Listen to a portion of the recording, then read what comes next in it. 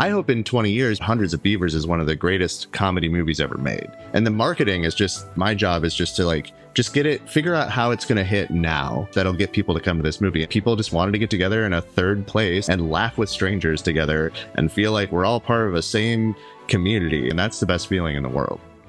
At a time when many are worried about the theatrical exhibition of small independent films in a post-pandemic world, one film shocked everyone in the industry by showing that an offbeat film, backed by a creative distribution strategy, can still work to get butts in seats. Hundreds of Beavers was unable to land a distribution offer after several successful festival screenings, but the team behind the film, convinced that their quirky comedy would draw ticket buyers, went ahead with a plan to release the film themselves. And with an ad spend that wouldn't even cover the sticker price of a luxury car, they managed to gross over $500,000, while also achieving a 97% rating on Rotten Tomatoes. Even more remarkable, more than half of their box office came after the film landed on streaming platforms. In this episode of Inside the Arthouse, we get to talk with Kurt Ravenwood, the producer of Hundreds of Beavers, and the marketing genius who believed that there was a way to connect with audiences and plowed a path to success.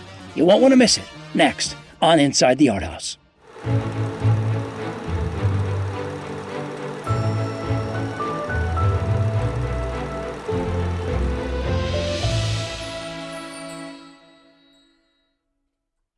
Hi, my name is Raphael Sparge. And I'm Greg Lumley. And we're here this week with a film called Hundreds of Beavers. We're here today with Kurt Ravenwood, who is a producer on this film. And we're very excited to be able to talk to you about this. Hey, Kurt. How are you? Hey, guys, it's so great to be here. Thanks so much. I'm doing great. Yeah, awesome. You're big on the screen in the theater, I guess, where Hundreds of Beavers premiered, I guess. Is that right, in LA? Yeah, that's right. The Laemmle Royal was our premiere. We brought a beaver fur carpet instead of a red carpet, and we laid it out on the sidewalk and threw up a very wrinkly step and repeat that we just pulled out of a bag. But it was official because Getty was there. That's how we knew we had made it. Getty was there taking pictures of full-grown adults in furry mascot costumes, which will make sense as you learn more about this movie. Absolutely. Yeah. There's so much to talk about with this film, but just to kind of, for those people who don't know about it, it's been in theaters for, I guess, has it been about 8 to 10 months? Is it longer? Yeah. So I think our first screening was January 26th. So, and it's almost the end of September here. So yeah, 9 months. Yeah. Right. And it has made an astounding amount of money. It's done extremely well, and it also has this sort of unique sort of thing as relates to films, is that you've gone into your ancillary. You're now on streaming. People can watch it at home, and you're still blowing it up in terms of movie theaters. You're still actively playing theaters. Yeah, I was in New York just a week or so ago, and I was at a sold out show at the New Plaza Cinema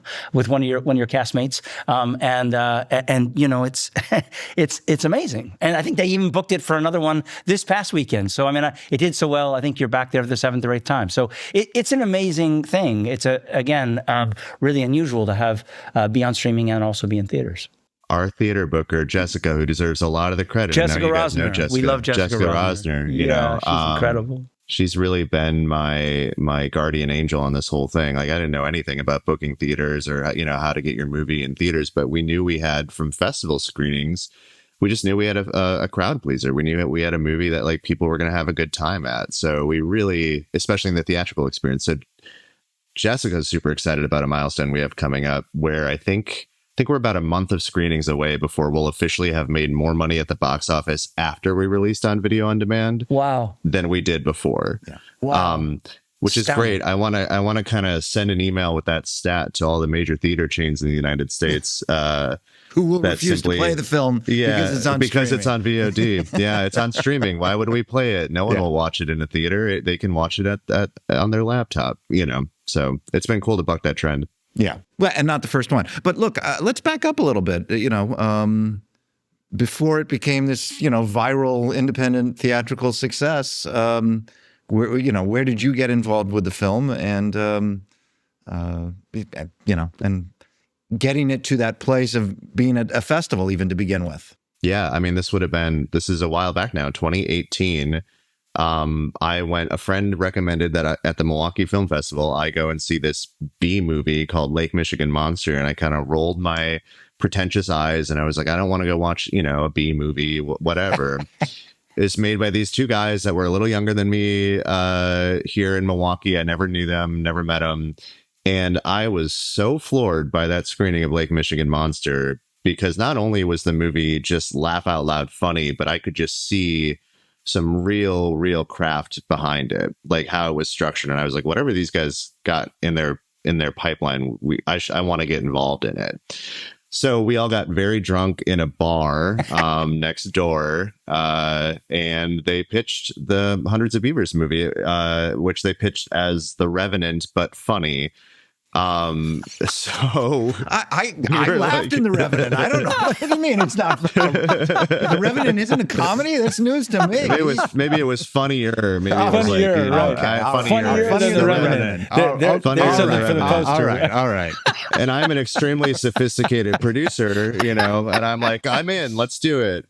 So I got my buddy Matt, or my business partner Matt, raised money from friends and family in the area. It was a very small budget. We and the guys mostly shot. I didn't have to be on set, thank God, because it was colder than Antarctica some days. But that it was like literally colder than Antarctica. Wow. And you shot they shot for like 9 weeks, I think. Is that what I remember reading? Yeah, it was like kind of piecemeal because the pandemic sort of broke it up a little bit, right? So like we would shoot a few weeks at a time, and I think it started in 2020. And then a couple more weeks in 2021, and then finally wrapped it in 2022. And we, Mike, the director, did 1,500 After Effects shots. So he had the whole movie. Mike Cheslick is a director. Mike Cheslick, yeah. He had the whole movie planned out and delivered it, and it was amazing, and we all loved it. We had an okay debut at a film festival, but we didn't know, what we were doing. We didn't know how to like create press or buzz or any of that kind of stuff at that time. Which festival, which festival was this at? Yeah, so it was at Fantastic Fest in Austin, which happened last week. Great festival. We were virtual. It was still that tail end of COVID. Yeah, so yeah. We weren't actually in a theater. And I think if we had played in a theater, maybe we would have gotten more immediate attention. But that's okay. Like sometimes it just takes a while for your film to like find its moment. So we spent all of 2023 just playing every regional film festival we could, from Beloit, Wisconsin, which was, I'll never forget seeing Mike in like a tiny conference room that they had turned into a movie theater with like 6 people in it. And he was just in there with the raccoon hat on, just giving it his all, even then. Wow. So I watched these guys over the course of the whole film festival, and they, Mike and Ryland Tews, who's the co-writer and star and also the on-set producer of the movie, which is no kidding. Yeah, he did. So the 3 producers are Matt, who raised the money, Ryland, who made the movie on set, and then me, who has been really in charge of the distribution and the marketing. So he's an incredible person. Where was I? Oh, I'm giving you like the whole. Is this too many details? No, it's great. Am I going where? And Ryland, I understand, also got frostbite while he was so cold that he got frostbite. He did. It was a low grade frostbite. I want to be clear. If you're envisioning like a purple toe that's about to fall off, like it wasn't that bad. Okay. All right. But my lawyers asked me to clarify that for that. Right. Yeah, exactly. So I think in the public imagination, sometimes there's this, we're at the film festival, and then, distributors are, trying to grab you and put you in a conference room and tell you, here's how much money we're going to give you to distribute your film. And then there's the reality of what happened. So it's sort of, and I know that didn't happen like at one moment, but were there offers from distributors? Were there rejections from distributors? And when did you get to a point where, you made the decision, ultimately to sort of release the film yourself? Totally. Great question. You're absolutely right. I had this image in my head of like, the distributors will be there, especially after we got some steam and we were showing up at like Fantasia Film Festival in Montreal, which is an excellent festival. And then even Sitges in Spain. Like, these are big deal genre festivals, and we felt like honored to be there. And I kept looking for that room. I was like, guys, where's the room? Where's the room where all the distributors are like, where's the room with the money? Right. Yeah, like, where do I have these conversations? Because all we're doing is just drinking a lot. Where's the where do I do the business? And so, like, I found out, like, you network at the fest and you meet people and you start learning how it works and you ask questions, and people are really, like, really kind and open because we're just trying to figure it out. And then, we had some conversations with all kinds of great indie distributors, great genre distributors. But the trouble is the market is really bad, and we have a risky movie. On the surface, it's black and white. There's no dialogue. There's no stars you've ever heard of, right? The guys had made their first movie, but it's a bit of a cult hit, but it doesn't have wide awareness. So, like, as a businessman, I got it, but the data that they didn't have, or like the pieces that they didn't have, is they hadn't seen it playing all over the world. At that point, late last year, I'd seen it playing everywhere from Europe to Beloit, Wisconsin, to bigger cities. And so, but at some point they had somebody. I mean, I understand at the first festival there wasn't an audience, but at some point did someone see it playing with an audience? Yeah, at Fantasia. I mean, we won the audience award. We won one of the audience awards at Fantasia. Incredible. And so I think the other thing was, like, putting what we heard a lot was that, like, it's very expensive to do a theatrical run, right? You have to support it. And they just weren't sure they could clear it. They couldn't make the math work. So everyone was very kind, but we just, by the end of last year, we sort of hit a stopping point, and we just were like, well, what do we do here? So you are at that moment that so many filmmakers get to right there, which is you don't get the offer. You don't, maybe you're even coming out of a big festival like Sundance or Tribeca, and you don't get the offer. What do you do? So you have to then at that moment weigh, well, maybe the world's trying to tell me something. I'm going to drop this, or you do what you did and take it from there, I guess.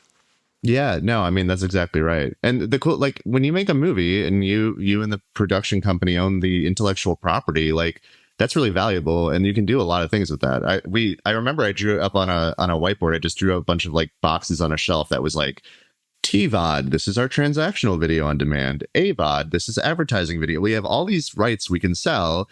Let's get strategic about what we think we can actually do something with on our own, like that we have the skills and the willpower to do.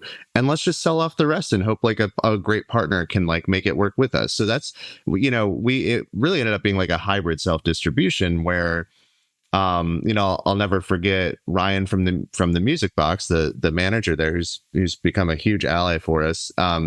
He suggested the booker, Jessica. You guys you can hire her. Like, she's independent. We had a great PR person, Justin Cook. And so we're like, well, we're going to keep Theatrical because I think we can figure out how to get this movie in theaters, and no one else wants to. So we're going to just try. We're going to keep transactional video on demand, which is like Amazon whenever you rent it, those kinds of things. And then we're going to sell some of this other stuff. We'll keep merchandise because we love merch. It's a very merchandisable movie. Right. And then, we partnered with Cineverse and Fandor, and they're doing great. And they just sold it to Tubi. So it actually comes out on Tubi next week, which is cool too. Right. So, like, and then for international, we partnered with Raven Banner. They're a sales group out of Fantasia. And so, we have a constellation of partners who can sort of advise us, but we're also holding some of those like the products that we felt needed the most love and care. We held on to those pieces so that we could do what we did. Yeah. And was it, were the pieces that you sold, was that to raise funds for P&A, or did you go out again to your investors and get another round of funding for the P&A? How did that sort of, what was the decision-making process there? The answer is yes. Yes. Well, so in my day job, I'm a marketing planner. So I have an edge here, right? Like, so I understand, okay, if we can march. So we had about $20,000 between the MG that we got for some of our rights that we sold off, and then we did have another MG is a minimum guarantee, by the way. Yes, sorry, thank you. MG it's like an advance from so who was the MG from? From Fandor. Yeah, so they paid us for those AVOD and some of those streaming rights. Fantastic. And so yeah, we took that seed money. We had about $20,000, and we used that to hire the booker and the PR agent. And then we literally the strategy was, let's just talk to cities where we've already played and had a good festival run in an art house theater, because it was part of a festival. They remember us. It's hard to forget us. And let's ask them to play another show in a concentrated period. We'll do 2 weeks. We'll just do it. We'll literally treat it like an indie band. We'll drive around in a van. We'll wrestle some beavers in the audience, and we'll have a good time. And, and maybe that'll work. And if it doesn't work, then, on the next thing. Like, so then though, once that started getting momentum, I called it the chaotic snowball strategy. Like, we were just throwing everything at the wall to see what would stick, to get the snowball rolling downhill. And then as it was rolling, then we saw, okay, this is going to work. We sold out almost every screening on that Great Lakes Roadshow. We have this amazing show coming up in New York at IFC. We have oh my God, like Greg Lemley's going to like let us play multiple nights. What the hell's going on? So like, with all that, we would just take the ticket money from the shows and reinvest it right into the campaign. So we would just keep kind of reinvesting. And I think in total, I mean, I can be very transparent about the money we spent on the run, if that's valuable for anyone. We maybe spent about $30,000 in paid advertising. And the rest was like just travel and like getting to the theaters and doing Q&As and putting on a show. And like in New York, we flew in a lot of the cast. Like, it was more like producing a vaudeville show, which I think works really well in these theaters, than it wasn't just like releasing a movie. So we were kind of doing both at once. So, yeah, okay. And the film has to date grossed at the box office about $500,000? Yeah. I think we're up to like 600 something internationally, or like worldwide. Right. But yeah, domestically almost $500,000. So even if you're only getting a third of the box office, which, is pretty standard, yep. You're still in profit, relative to your P&A. In terms of your share of the box office is in excess of what you spent to release the film. I got to send some emails that I've never sent in my life as a producer recently, which is, hi, Mr. Investor, here's your money back plus 20%. plus. Wow. Where would you like us to send the check? Yeah. That felt good. Yeah. That's got to feel great. That's got to feel really great. That's just wonderful. Talk to us about, if you can, because I mean, this is all really interesting. And again, I guess talk about the creative genesis of this and where it started and where it got to. Well, the important thing about all that craft and those fancy words is that you don't say any of that in the pitch. You just say, this is a movie about man versus nature, guy gets girl, man hunts beaver, just classic stories, draped over a hero's journey. And then you show them montages of mascots falling and slipping on ice. You show them some of the older clips of so we actually put together like a montage of some of the like early Disney. So there's like Donald's Snow Fight, I think is the name of it. There's all kinds of great films, and then you just intersperse it with, there's this wonderful outtakes commercial. I don't know where it was filmed, but it's a guy trying to sell a car at an ice rink for some reason. And next to him is a giant polar bear mascot. And they just do take after take after take because the mascot keeps slipping and falling on the ice. And it's such a funny thing. So like, yeah, there was no script. The concept was very basic. We didn't talk much about like the aesthetic. It was just more like, this is going to be a funny movie and it's going to be physical comedy, which is something that we're missing. And it should be like something that's equally enjoyed by like my 50-year-old, 55-year-old dad up in, northern Wisconsin as it is in somebody in like the metro cities. So we really genuinely pitched it as a very universal movie that would have a very broad appeal. And we only needed, $150,000 to make it. Let's watch the trailer. Let's take a look at the trailer. That'd be great.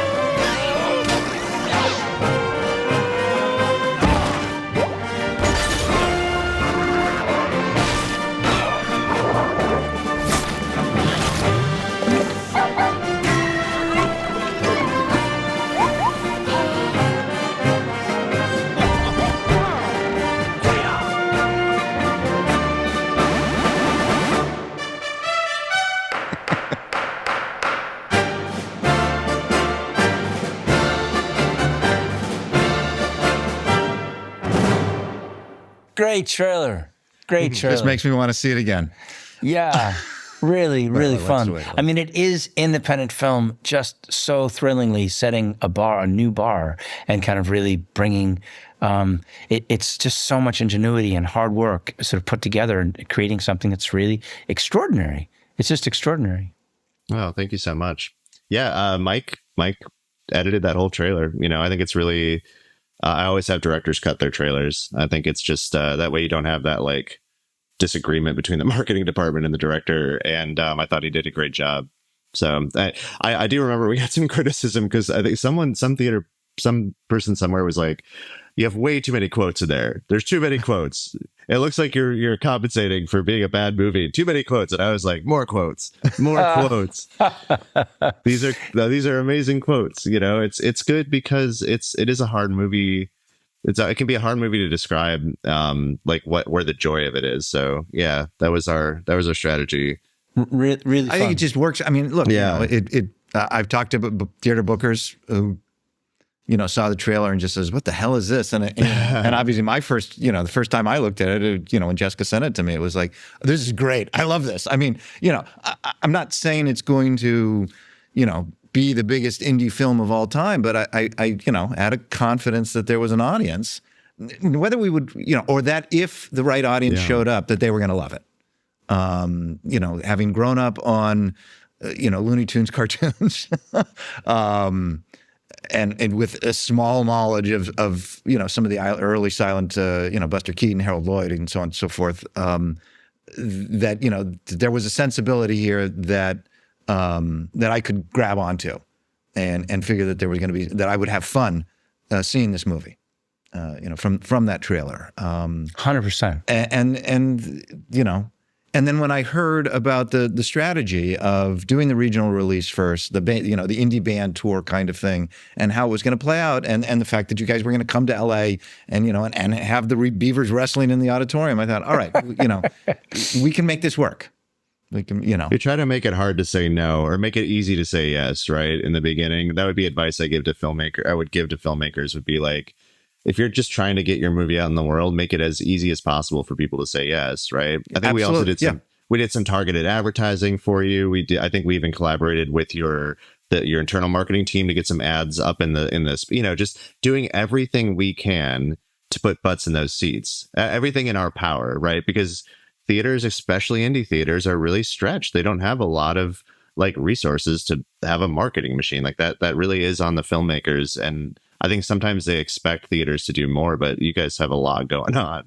Not just Lemley, because this thing has worked in theaters across the country, both independent theaters and some. I know. I assume you've played some Alamo Draft Houses. Yep. But I think the idea of make it easy for people for someone to say yes. So when I'm asked, can we get one night, and let's or 2 nights, and let's see how the ticket sales go, and then expand from there. Then it's like, okay, that's fairly simple. And yet there are other times where people come, we want a prize here, so we need, 5 theaters playing, 21 shows over the course of the week, because that's how important our film is. And it's like, oh, I'm glad you think your film is that important, but, that's a lot of screen time to demand. And I'm no, I guess sometimes is the answer. Right. Anyway. So I mean, so coming in and doing what you did, I mean, again, and making a good movie is important, but what you've done is you've sort of brought this sort of marketing sensibility to kind of really find a way in. Because I mean, clearly, once your foot's in the door, then the movie speaks for itself. And clearly, you had a great confidence in what you had, and it delivered, over and over again. So was once you went to the bar, got drunk, and got sort of won over, were you sort of brought into all of these kind of conversations with sort of the inspirations? Yeah, absolutely. No, we were looped in the whole time. The cool thing is, as Mike would shoot every night, because he had edited the entire movie on a storyboard, even to like the music. I think like down to that level of specificity. Because a lot of the music in the movie is library music from DeWolf Music Library, which is a trick that we took from Monty Python. Used to do that. They put library music, in their movies, and it created this like sense of humor. And so Mike just downloaded a lot of that and cut the whole movie on paper. And then every night when we have footage, he would take the footage in and just put it over, and slowly you could just see the movie coming together, and there was a little iteration, there's a little iteration, like you see, okay, this works a little better than that. But it's like this big lump of clay that you're all molding. And so Mike, the best thing about Mike, and Ryland is that they have like very, very clear vision in their head, but then they're very iterative too. Like they're very like, let's try out this. Does this work? Does that work? I don't know. Like they'll take a whole day just to write one joke. They're very slow and methodical, and it's really lovely to watch. So yeah, as producers, we were welcomed into that whole thing. It was great. And they went to high school together. Is that right? Yeah. They've been working together since they were in high school when they made the Whitefish Bay High School orientation video, which is on YouTube. All of their old weird high school stuff is on YouTube, and I highly recommend you go and watch it. Sure to become sort of classics, yeah. So the film, a lot of the momentum that went into getting that snowball going, happened from user comments on Letterboxd. People would see the film and using that app, were recommending it to other people. Any favorite comments that you want to share? People talking about, Oh my God. Or just how did you, yeah. Were you working with that process to sort of build that momentum, echoing? Totally right. Yeah, totally right. There's been, and as you're thinking about that, I'm going to ask you another question. Can you frame Letterboxd as well in terms of what that is, both as a marketer and a filmmaker, so that people understand? Absolutely. Well, or maybe in a more succinct way of putting the question is, studios, obviously when they release their film, they're billions of theaters, all at once. And it's all about the marketing and creating an awareness of the film and a want to see factor before anyone's actually seen it in some cases, or certainly before the audience. The way that films used to be released was with word of mouth. You have a really great film. How do you use the audience to become your best salesperson? Yeah. Then you try to create a feedback loop. So you play your movie, you see what people say, you pick out what people are saying, you amplify that back through social media and advertising, and then you just keep, that's that loop that I'm talking about, where you just kind of keep feeding it, keep pouring gasoline on it when it's right. And how we did that, like, first of all, two things that made that possible. Number one, very slow rollout. We weren't just trying to get our movie from 0 brand awareness to 100% brand awareness in like a week, which is what I see a lot of movies doing. It's like, how are people going to go watch your movie if you only started advertising 3 weeks ago? I don't get it. So we were just really, really low and slow, like a good brisket. We just like slowly released this movie, and that allowed that momentum to build up. And then here's the cool thing. We live in the future, so I have this app called Letterboxd, which I was not super familiar with before, but it's an app that a lot of younger cinephiles are using to track what movies they want to watch, to rate the movies, to kind of curate lists for each other, like mixtapes almost of movies. It's such a great app, and it feels like the internet used to be, where it wasn't driven by algorithms, it's driven by people. So it's just this wonderful app that I know I'm getting very, very, very high quality word of mouth data. Yeah, I can't afford, like, I don't even know what they're called. Like, I'm sure there's a lot of, I hear tracking. I don't even know what tracking, research screenings. Yeah, I don't know. Yeah, all that stuff. I it'd be cool to do that someday. But like, that was about the closest as indie filmmakers we could get to that. Is you just go and you read Letterboxd every night. Oh, you read it after, how many reviews are coming in. Are people liking it? And then my favorite thing was to look at the little memes people were starting to see what people were picking up from the movie, and then like riff on that with the fans. There's a moment that a Beaver prosecutor, not spoiler alert, there's a Beaver prosecutor in the movie, says J'accuse, and that was like, the people were just making that their whole Letterboxd review, just J'accuse, 5 stars, good, So we put out pins that said J'accuse on it, just to kind of So what you're trying to do is you're trying to have a rapid conversation with your audience and respond to them and actually make them part of the release and part of the creation. We do a lot of parody posters for that same reason. We just did a parody poster of The Substance, which, by the way, man, that movie is crazy. Yeah. Did you see it? I did. I just saw it on Thursday. It there's a level where it kind of goes off the rails. Yeah. But in a good way, I guess is how to, and arguably in a way very similar to, where you're from. You think it's hit its peak a few times, then it just pushes it a little more, to say the least. I can't wait to see it. Yeah. It's an experience, to be sure. Well, we started doing these parody posters, and like this one yesterday has over 600,000 views and shares, and the director of The Substance retweeted it. Every city we were in, we would do this fun thing where we would generate parody posters. So when we were in town with you, Greg, I think we did 12 because there's so many movies set in LA, La La Land and Escape from LA, and all these movies.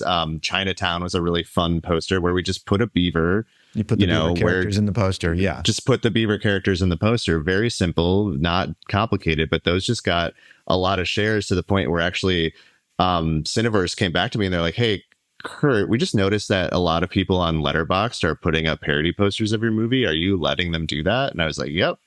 Yes, we are. And also we made them, but nobody knows it anymore. And it just gives it that feeling of this is part of culture. Yeah, I don't know. No, it's certainly art houses, especially pre-pandemic, were reliant on their regular moviegoers, which tended to be older, and it was not necessarily that kind of interactivity. I mean, there was interactivity because you understood who your audience was and what they wanted to see, and you programmed accordingly and brought those films back for them. We are in a new phase now where we kind of can potentially work with the audience.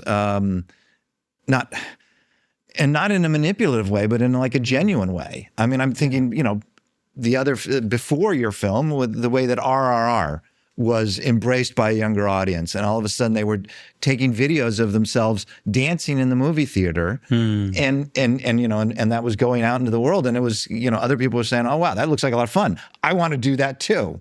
What is this film even? I will blatantly say I wholesale ripped off everything Variants did on RRR.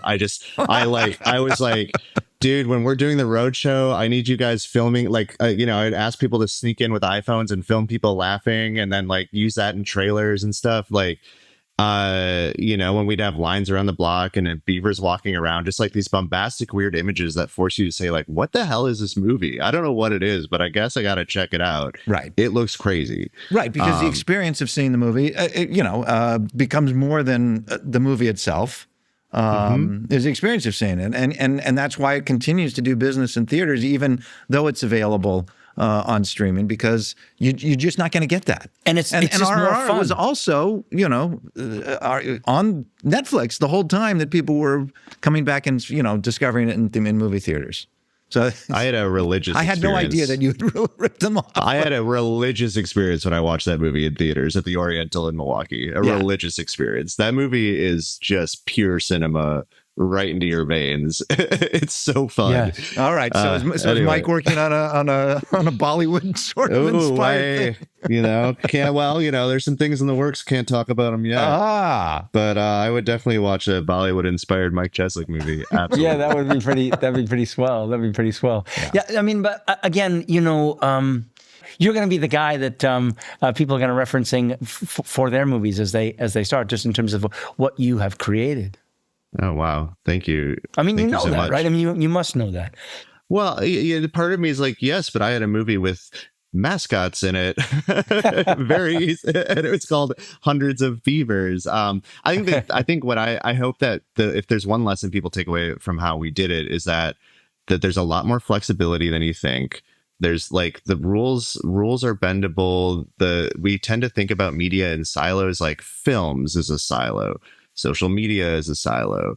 TV is a silo. And if you can just erase that thinking from your head and make the entire release of your movie or your movie project about multiple mediums, I think you're going to do better in a multi-medium era. I think you have to think about it that way.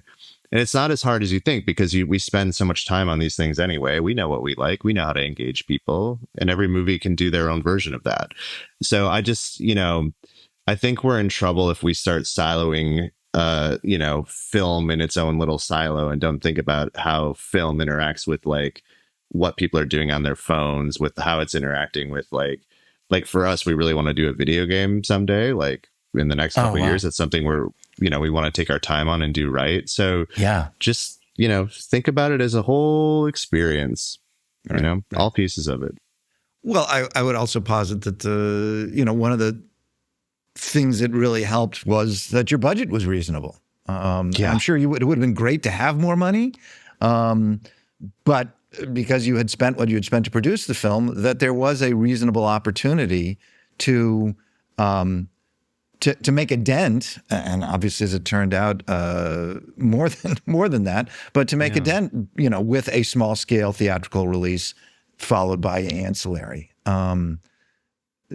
So often, you see situations where the budget begins to drive the release. Yeah, absolutely. So again, I'll just keep coming back to like low and slow, steady wins the race. That allowed you to take that strategy. We didn't have to like pull the bow back all at once. We could just spend little bits of money as we went. And there's money I spent that I don't think we got much of a return on. And then there's money we spent that I think we had. And no, I mean, that's advertising, right? Like we did advertising on Letterboxd. That was so effective. Super effective, right to our target audience. Yep. Influencers. We sent out, I had my team write a long letter from John Kayak to the future, to future influencers, which he didn't really understand what an influencer is, but he did his best. And then he enclosed payment for reviewing the movie. And the payment was a beaver pelt that we put in these envelopes and sent with the letter. And you just, you send that PETA out to sending a, you know what? If PETA sends me anything, I would welcome that. That would be great. That would, can I tweet that? That would be amazing. PETA, please cancel our movie. PETA, please. That would be amazing. So, but you sent these letters to these influencers of the future with, again, it's so clever. Yeah, I think I spelled, again, I'll be very transparent about this stuff. I think we spent about $5,000 with a company. You don't get guaranteed that the influencer is going to do jack shit, but if you make them have a fun experience with whatever you send them, they'll shout you out. And we got something like 18 million impressions off of that, of a network of something like 50 influencers. Like, think about what that would have cost if I was just buying billboards, that many impressions. It's kind of wild. So I know we can like laugh at the creator economy and influencers, and like it can kind of be the butt of jokes sometimes, but like they're also tastemakers, a lot of them, especially in the movie space. So I think we drove a lot of awareness just by partnering with creators and influencers. It was great. That's fabulous. Really, really great. I mean, and I guess the other thing that I would, from your experience that I would recommend to filmmakers is that this all starts even during the festivals. Yes.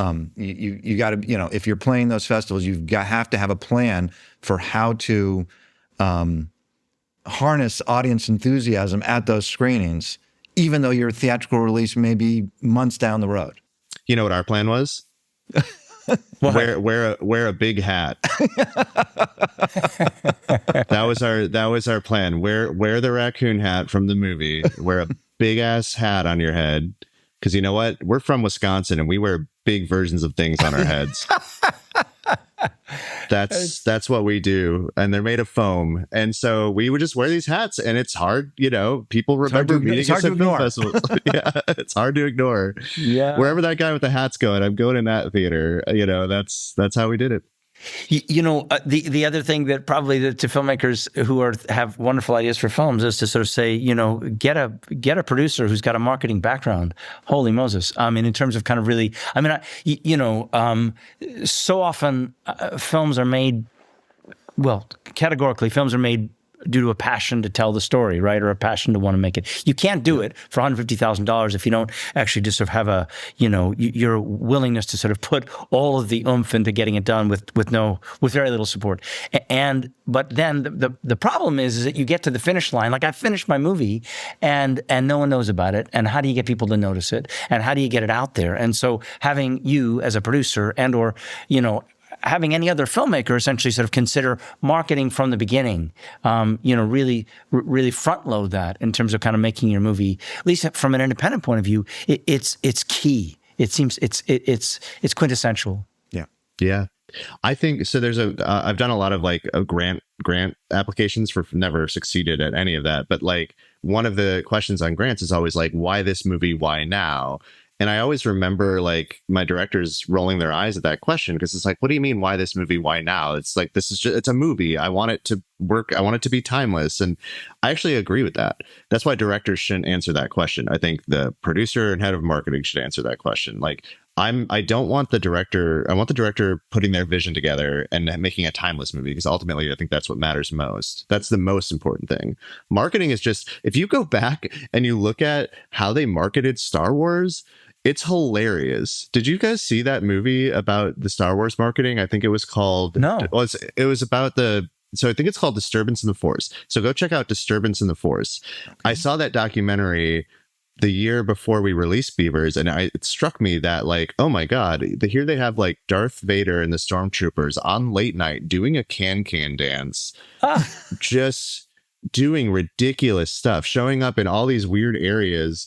And it was just to build awareness for the movie. And now no one remembers that, I hope in 20 years, what people just remember is that Hundreds of Beavers is one of the greatest comedy movies ever made. That's what I want people to remember. And the marketing is just, my job is just to like, just get it, figure out how it's going to hit now, figure out what people are talking about now and what people want now. It's in today's age that'll get people to come to this movie. And just for us, that was, I think people just wanted to get together in a third place that's not like their home or their office and laugh with strangers together and feel like we're all part of a same community. And I think like we just really wanted to create that feeling, and that's the best feeling in the world. It's sort of a softball question, but because you speak to it, how important is seeing movies in movie theaters, and why? What makes that such a powerful draw, particularly for your film, but in general? I mean, what is that? What's the magic there, as far as from your point of view? Yeah, I was thinking about this the other day when I was watching Demi Moore up on screen in The Substance, and she was just gianting above me.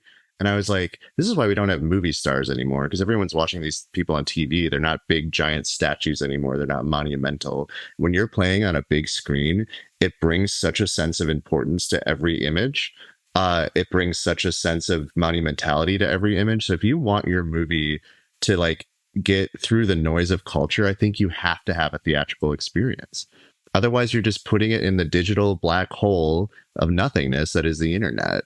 And like, when people are watching a work in that context, even if it's at home on the couch or like on their phone or laptops, it greatly minimizes the impact. I mean, I'm sure if I watched The Substance on my laptop at bed at night, I would have just been like, oh yeah, that was a fucked up movie.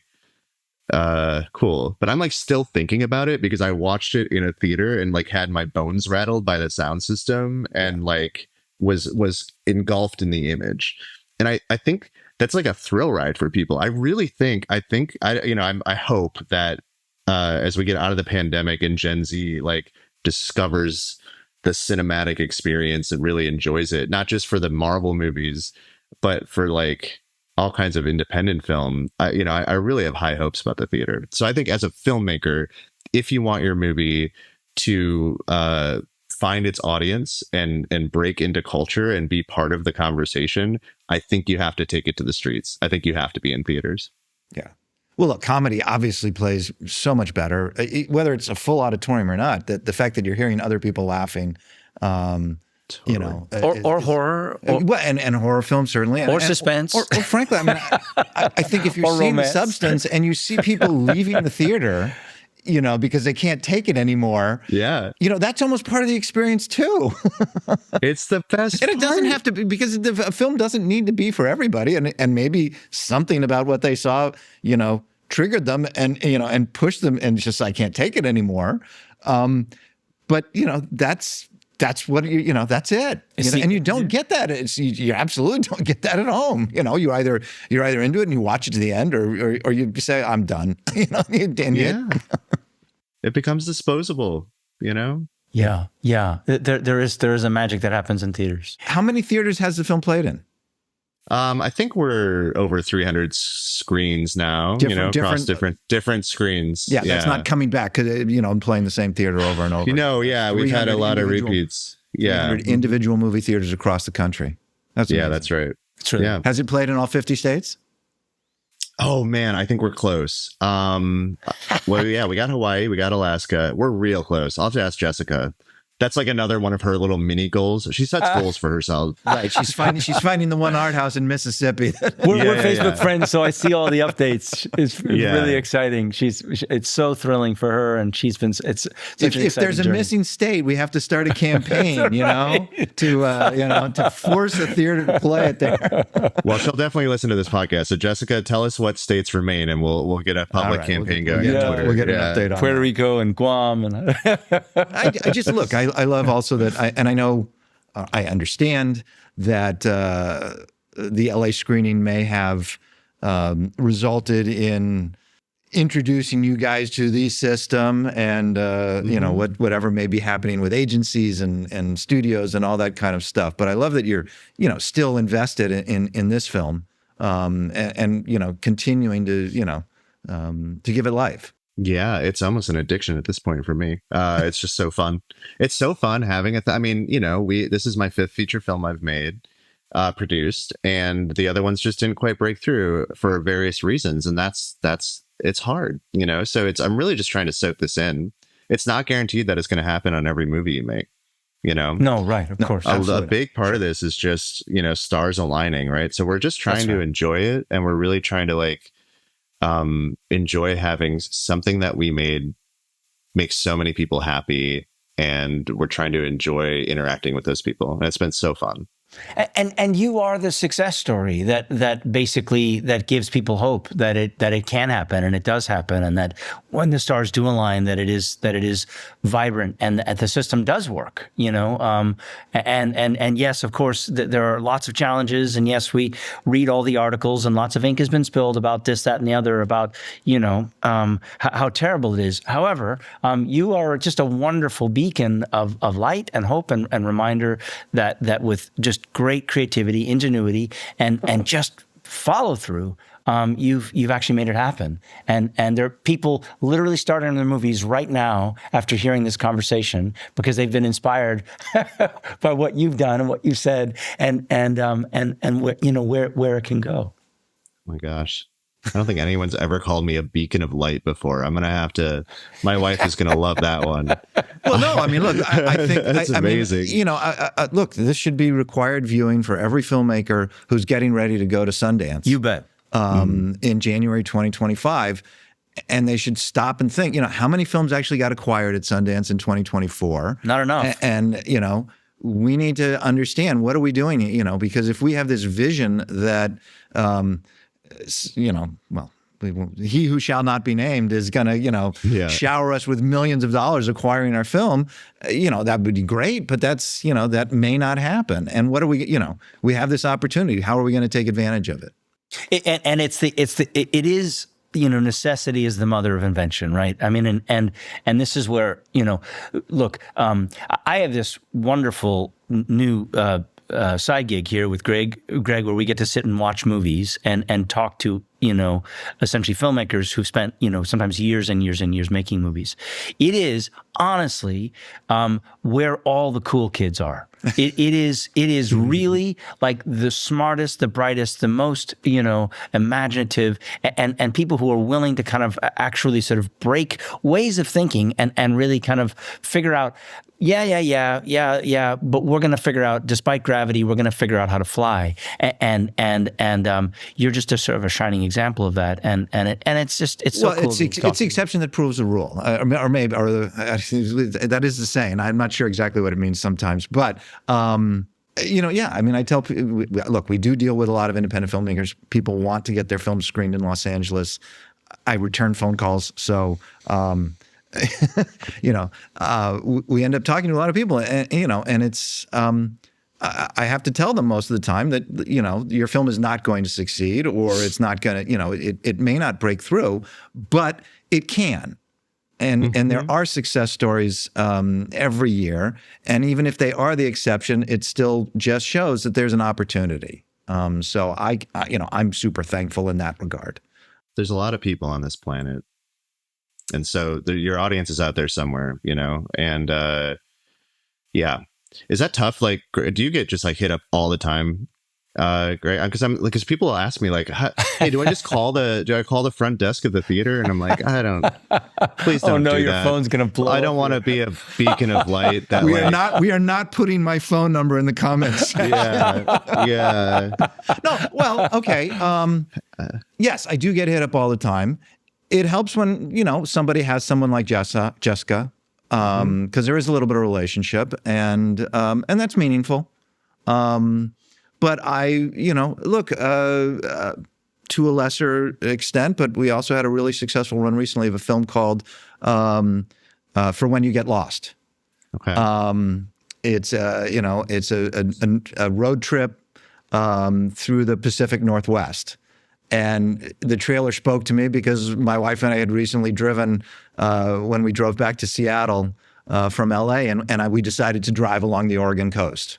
So I was seeing, Nice. bridges and spots and whatever, and so something about it spoke to me, and we kind of crafted a very similar strategy for them.